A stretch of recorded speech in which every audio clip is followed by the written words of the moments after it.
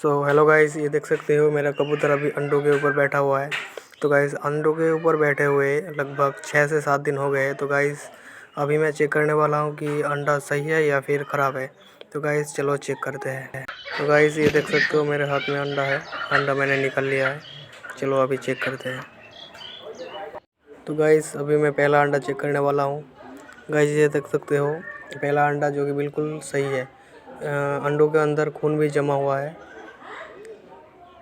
अब दूसरा ट्राई करते हैं। तो गाइस ये देख सकते हो दूसरा भी बिल्कुल सही है, अंदर खून भी जमा है। इसका मतलब गाइस दोनों के दोनों अंडा बिल्कुल सही है, ये देख सकते हो।